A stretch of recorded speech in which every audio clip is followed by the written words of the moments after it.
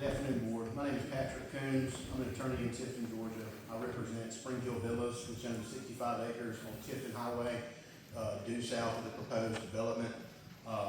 Springhill Villas is owned by Joe and Ronda Kunes, who live on the Tifton side of the Alapaha River, just across the bridge. So very close to the data center. Of course, they also own the land that's in Irwin County in question.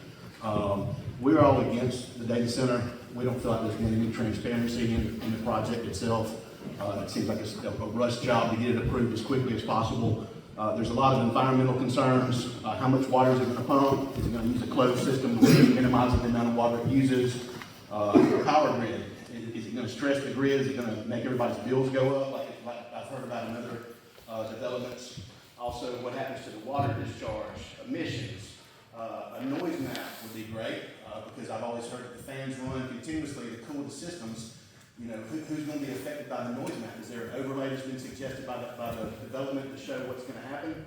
Also, I've heard that there's going to be great light, and I've been told there's going to be a buffer of trees, but our neighbors are going to have spotlights in their yards. I know somebody that might not be here today that's only about a block away from there. So these are all viable questions. Has there been a short-term or a long-term environmental study that's been done to show what the impact's going to be on this area? I saw some materials in the Withlacoochee or the WWALS Watershed group that suggested that this was bad farmland because it's got poor soil quality. Well, that's the same reason they built the WMA as a habitat for the gopher tortoises and indigo snakes that are protected.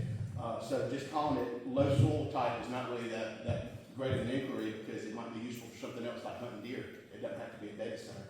And who is this entity that's going to build this? Is it a venture capital firm? What is their track record?